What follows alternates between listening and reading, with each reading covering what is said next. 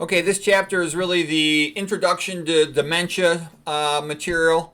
So, I'm going to skip some of the really boring parts or redundant parts, but okay, so the first thing is this picture here is conventional medicine a witch doctor clown show? And like I said, when I was a kid, I saw a cartoon making fun of a guy for going to a witch doctor with a bone in his nose, and he thought, "Oh, isn't that stupid? He's going to a witch doctor for a magic potion." But isn't that what people do with American medicine? They go to the doctor and they want a pill, a magic potion.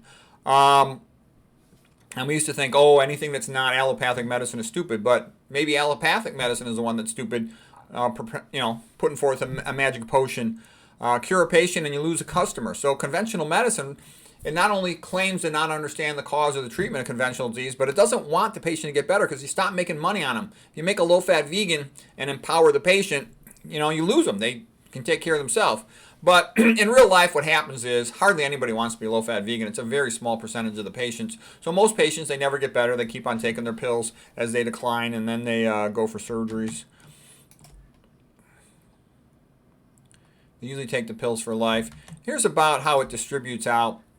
The vast majority of Americans, they're fat and sick and completely ignorant about nutrition, toxicology. They're eating the SAD diet, paleo, keto, carnivore, low carb, some variant of that. A lot of doctors are what I would call sort of half screwed as far as diet's concerned. They're more of a lacto, ovo, pesco, vegetarian type.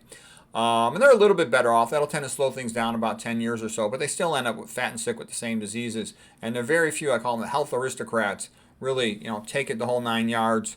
I use the abbreviation ADS for average dumb shit, which is most people, and a lot of them, hey, they're real nice, but, being nice isn't good enough. If you want to be healthy, you need to learn this stuff, and it's pretty basic. What are people deficient in?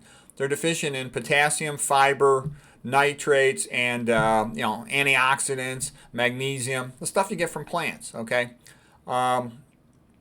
This is just a little joke. I joke a lot of times about these saints and stuff. So here's St. Augustine. This is his conversion moment when he's in the garden and he heard the sound in his mind, tolle legge, which means pick up and read. And he picked it up into a random spot and it said, this is Romans 13:13. It said, "Let us walk properly in the day and not spend nights in drunkenness and orgies." And he converted at that moment. Okay, and so that's kind of how I felt when I first realized all this stuff is in the nutrition epidemiology and toxicology lecture. I've been studying like crazy all this conventional stuff for years, and it didn't really amount to much. And then once I learned, all this nutrition epidemiology, toxicology, like the basics of it, I was all excited, thinking, no, everybody's going to be happy. I'm going to make money. I'm going to start curing all these patients. But then, everybody said they don't want any part of it. Most of the patients and family members. So that was St. Augustine catching the truth there in that drawing. Okay. Why should you read this book? I'm going to skip over some of this boring stuff. And one point I would make is, in sports, everybody wants to win. The coach, the athletes, the team, the fans, the parents. But in medicine, it's bizarre. It's like strange to me. Everyone expects that the patient will never get better. It's strange. Oh, these patients, they're always sick. They're never going to get better. It's weird. And that's why, if you have a sports team or an individual athlete, you keep track of your progress. Are we winning more games? Is the athlete, hitting more home runs? Is he, scoring more? Whatever he does. Whereas in medicine, almost no one keeps track of patient outcomes. The patient's like irrelevant. Whatever happens to the patient, if they live or they die, it doesn't matter. As long as we generate billing codes, we get paid no matter what the outcomes are. We just say everything's a standard of care. But the standard of care is always designed for cognitively impaired people because it makes the assumption that the patient can't help themselves at all. So a patient who can actually help themselves by, learning how to eat better and how to avoid toxins, get to sleep, all these things, they improve their outcome. But the assumption is always made that they can't do anything for themselves, and that's another reason why the treatment almost always is a drug. Okay, let's see. Yeah, a lot of people, I think, just don't understand that the medical system doesn't care about them at all. None. Zero. And the higher you go up in the medical system, the people who really own the big companies around stuff, they think it's funny if you die, okay? They laugh at you, okay? So don't go looking for love at that place, all right? The individual doctors want to help you, and a lot of them really care and do the best they can for the patients. But they're kind of like school teachers. Even though they want to do the best for the patient, the system is not designed to help you. It's designed to make money off you. Okay, I'm going to go into all this stuff. I'm not going to get into all this stuff here. All right. I want to get into the dementia stuff. Oh, and so let's see. I have a little bit of philosophic intro stuff. Oh, well, one of the things I do want to go over is a lot of people say, oh, you don't need God. You should never talk about religion when you're talking about science or medicine. And I completely disagree with that based on spending my whole life in science and medicine. That if you don't agree that the conversation can flow in these directions, modern atheistic Darwinism is like the religion of contemporary society, whether you realize it or not. And it basically says that might is right. Whoever's got the power can do whatever they want. That's kind of what Darwinism is about to a large degree as well. And so what I'm trying to say, what this means in healthcare and medicine is if a big company buys a journal and the journal publishes an article saying their drug is good, then conventional medicine just accepts their drug. Okay? And that happens all day long, all the time. So that's why modern atheistic Darwinism doesn't work for science. It produces mostly fake science because it has no morals, it has no ethics. The ethics of modern atheistic Darwinism are that might is right, and might tends to mean money in this context. So whoever's got money can do whatever they darn well please, and all you pros, all you people out there, you're just peasants. You don't matter. You need to know that. They don't consider you to matter, and that's why you should be very careful about trusting them, because they have no respect for you, none. Like I told you, I asked earlier in that section, would somebody who would give an amphetamine to a child, if they're poisoning a child, what do you think they think about poisoning you? None, okay? So you want to be careful about taking any pill. Is it made correctly? Does it really contain what it's supposed to contain? Is it safe? Does it have contaminants? Should I really be taking this pill? Okay, so some of this you've already heard me do. All right. And also notice when you read a nutrition expert or listen to their videos, who is empowering you? Who's making your life easier and better? Okay, then I joke, this book has so many academic orgasms, you should keep an extra pair of underwear available while reading it.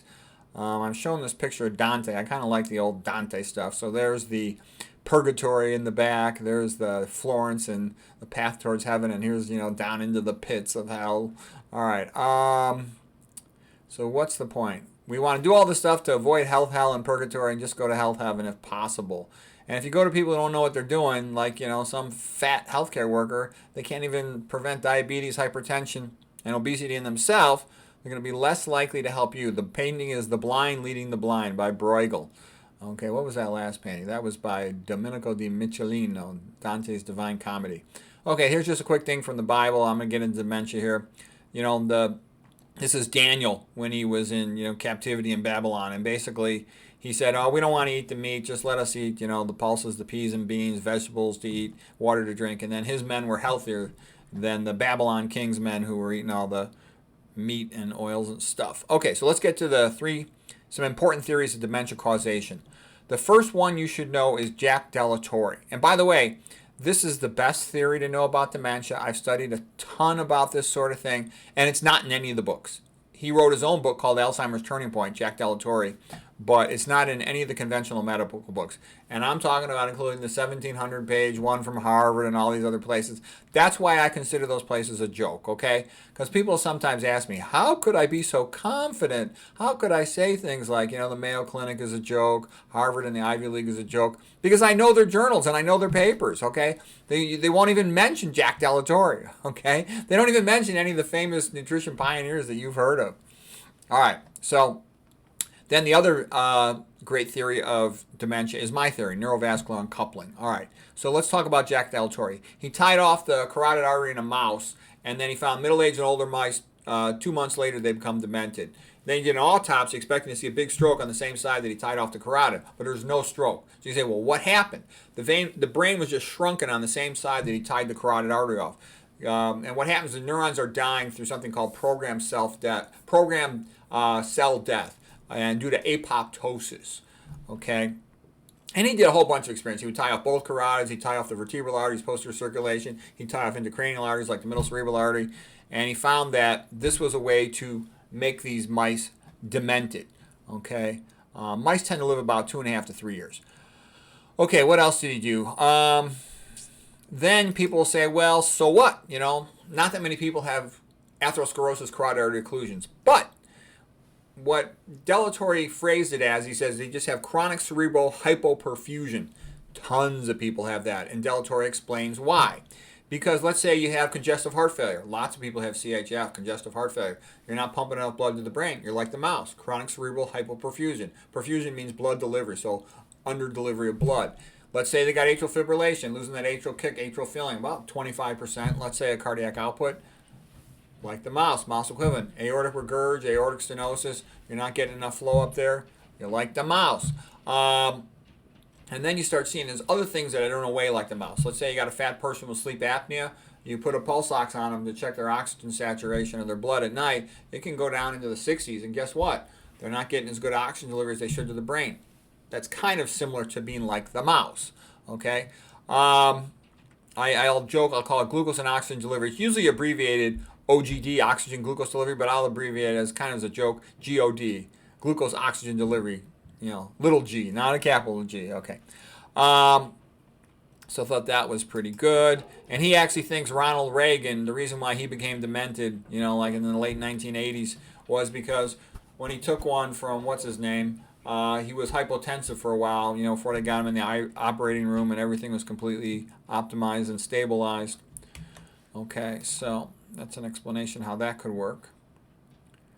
All right, now did I already go through Alzheimer's? I think I'm going to get to that in a sec. Because what you're going to hear is that, I forgot to mention the deal with hypertension. With hypertension, you're screwed either way. Okay, you're damned if you do, damned if you don't. So what I mean by hypertension is if you undertreat it, why do you have high blood pressure in the first place? To get blood to the top of your brain. You have to pump against gravity. So if you undertreat hypertension and you got really high pressure, that high pressure damages the arteries. I'll go through the mechanisms of atherosclerosis a little later, but the bottom line is the high systolic pressure hits the divider between a bifurcation point of tissue and it damages it. You get some fibrosis of the arterial walls, but it's a long story. You'll start forming blood clots at the bifurcations. The bottom line is if you have real high pressure, you damage your blood vessels and you get atherosclerosis. But if you overtreat the high pressure and drive the pressure down too low, then you don't get enough blood to your brain. You're like the mouse. You're a mouse equivalent. So either way, you're screwed with blood pressure other than trying to eat a healthy diet and try to get it under control, manage your stress, get your sleep, avoid caffeine, avoid other stimulants. Okay, and diabetes also damages the arterial wall in the brain, and microvasculopathy. The endothelial cells cannot control the amount of glucose they take up. So if you're chronically hyperglycemic from insulin resistance, you're chronically damaging the endothelial cells, which are part of the blood-brain barrier, and that's going to give you problems. Okay, let's see. Also, you can become cognitively impaired from open heart surgery because they'll run you post-op pretty hypotensive. My father had open heart surgery many years ago, about 25 years ago, and I didn't know as much back then. I tried to encourage him to go vegetarian diet. I knew about the Ornish diet. I didn't know about Esselstyn yet, and I hadn't read that much of this sort of issue. And so anyways, he went for open heart surgery. Post-op, they ran him like 90/60, really low pressure. And I'm like, well, I asked to speak to the anesthesiologist. I'm like, why are you running them so low? They go, we don't want them to bleed it as anastomosis, where they plug in the bypass graft, the connections. And my dad pulled through it pretty fine, but he was, a doctor, a pretty healthy guy compared to the average cabbage patient. I'm sure other ones, they might have not such a hard time. They got intracranial atherosclerosis. They might get some cognitive impairment from that. I'd expect it. There's even a name for it called pump head. Okay.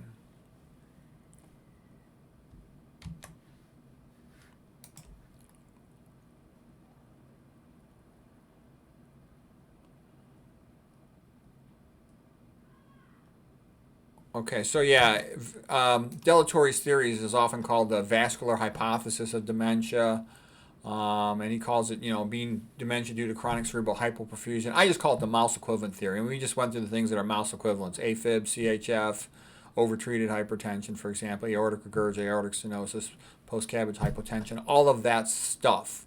Okay, here's Delatorre's book, and it's a great book. And it's basically just going to tell you what I told you, and he's also going to tell you he thinks that aluminum is not a significant cause of dementia. I think it is a significant cause of dementia. It's a neurotoxin, okay? And you got to remember, he's got a pretty big bias. He wants to prove that his theory is the main thing. And I do think it's super important. In my experience, I look at many thousands of brains. What Delatorre is saying totally makes sense. I actually think he's right.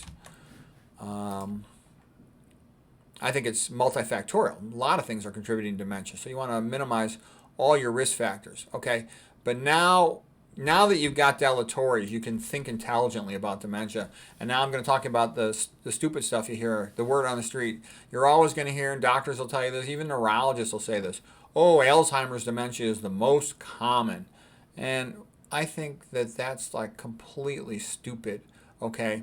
And let me start going through why. When somebody says somebody's got Alzheimer's, how do you diagnose that? Is there a question you can ask them, a historical question? Did you trip over a chair? Okay. No, there's no question you could ask that confirms Alzheimer's.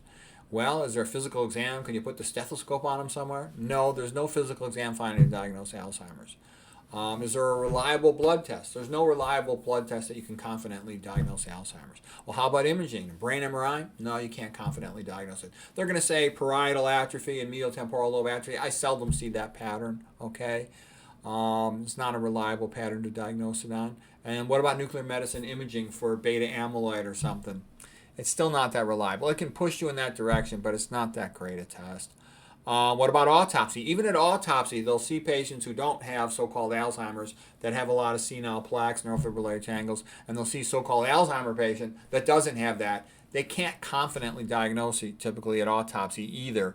So I mean, and then what about the treatment? They give these nonsense pills or these, immunotherapies with tons of side effects that don't really help. So it's stupid. I mean, what I'm saying, you can't diagnose a disease and you can't treat it either. You're like in fantasy land. That's all nonsense. That's BS. Okay, so that's a bullshit disease. You can't diagnose it and you can't treat it. I rest my case. It's a joke. Okay, so you may have imagine a field based on that. It's so stupid. It's like a comedy. We're of the same contemporary, so we have to pretend we respect it. But could you imagine if you were reading about something from the 1700s and they kept on talking about a disease they couldn't diagnose and that they couldn't treat? You'd say they're a bunch of idiots, okay? It's a big lie just trying to sell drugs. It's bogus, all right? And it makes people stupid. Nobody knows what to do. We're going to talk about my neurovascular uncoupling theory, and that along with Delatorre's theory. They tell you exactly what to do. I'll get into that later, though, because you have to know a little bit more about the function of brain cells, of neurons, before we can really get into that. But I think that's one thing. It'll really help you, because that's also a thing where I have a big advantage over all these nutrition guys on the internet. Because with all these typical nutrition guys, they're going to tell you if it's good for the heart, it's good for the brain. And yeah, that's true, but the brain's a lot more fussy. There's a lot more stuff to know about the brain than there is to know about the heart, okay? It's more of an advanced class. Okay. Let's see. What's new about this book? I think the unique thing about this book is there's tons of drawings in it. And that's hard to find. And they're all in one spot. In my earlier books, like I said, I think I had better prose. But in my earlier books, I didn't have as good a drawing. I didn't even know how to put a drawing into a book at that time.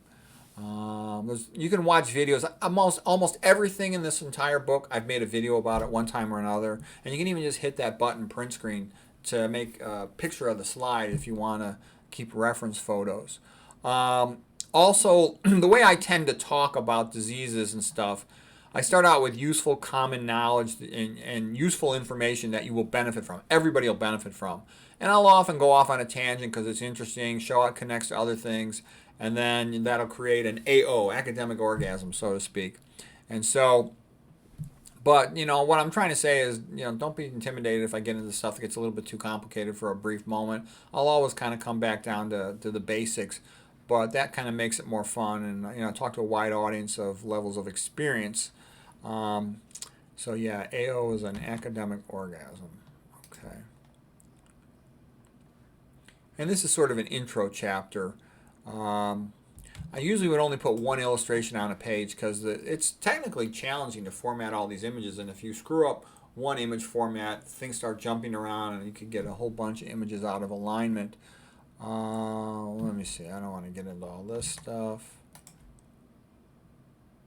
Oh, another point is, standard of care is designed for cognitively impaired people, so you always want seek out optimal care. Don't be a chump and fall for standard of care. Don't get me wrong, a lot of times optimal care and standard of care are the same thing, but always make sure that they are when someone you care about getting treatment or yourself. Let's see. And like I said, so many patients, they're cognitively slow. That's why doctors always talk in that polite, kind of dopey way, because they don't know if the patient's cognitively impaired until they start talking to them a little bit. Okay. And we kind of showed this diagram already. You can take your pick, the two paths that diverge in a wood. You go down conventional, you're going to get drug, drug, drug, then you're going to get surgery, surgery, chop, chop, chop, bye-bye money, dead early. Or you go down this path, avoid toxins, eat low-fat vegan, avoid excess EMF, and Johnson will keep working. You'll avoid the pills and surgery, and you'll probably live an extra, 10 to 20 years. Okay, and here's a couple other important points. This one comes from William Roberts, and he's got his own YouTube channel. I think it's just his name, William Roberts. It might be William C. Roberts. He's the guy who was a cardiac pathologist. He wrote a really good paper about quantitative assessment of atherosclerosis in patients who died of cardiac complications. So patients who died of myocardial infarction or arrhythmias related to ischemia. And what he found is that there was no such thing as single vessel disease, atherosclerosis isolated to one vessel. It was always diffuse. And that's an important point. It's like systemic metastatic cancer, okay? Just like you can only treat a diffuse disease throughout the body with either chemo or how about a good diet, okay? The positive way to treat it. He also said that if you feed a herbivore a high-fat diet, and humans have herbivore physiology for digestion, they all get atherosclerosis, 100% of them. And that's also why I think cardiac calcium CT is stupid, because you have it. If you ate a Western diet, it's guaranteed that you have atherosclerosis. So why do you need to radiate yourself with the CAT scan? You already know you have it. And I know some patients, they just don't get it. You talk to them about pathophysiology, their eyes glaze over, they don't get it. But then you show them a CAT scan. That's your heart. You got a big calcification right there. They're like, oh my God. So maybe some people need that, but I think most don't. If you can think about things intelligently, you don't need that. Dr. McDougall says the major dietary poisons are animal foods and cooking oils. Pritikin says fat is bad. Gregory Sloop, the best atherosclerosis researcher in the world, he's the guy who wrote that book, Atherothrombosis Theory. He says dietary fat makes the blood thick. Yep. So then you're pumping a milkshake instead of water. It's also called to make the blood thick, increasing blood viscosity, and then you need to pump at a higher pressure to pump a thicker fluid. Okay, so the point I'm saying is, if you ate the SAD diet in the past, or something close to it, or a high meat, oils, high fat diet, you've got atherosclerosis. You have predispositions to all these Western diets. So just stop doing it. Like Esselstyn said, you read the epidemiology all around the world, the people who eat the plant-based diet in their traditional ways, they don't have these problems. And the people who eat the westernized diet, they all have these problems. So you want to turn things around as fast as you can. So Esselstyn says, how do you turn it around? Just stop eating anything that causes atherosclerosis. And I would say avoid anything that causes atherosclerosis, insulin resistance, or hypertension. And it's pretty easy to do. You just learn what the things are and you avoid them. And then you also do the other stuff. Get your sleep, avoid stress, avoid caffeine, avoid toxins, have a sense of purpose, all that kind of stuff. All right, so that was kind of a quick intro chapter. We'll cover more, in the next session. So that's the end of this video.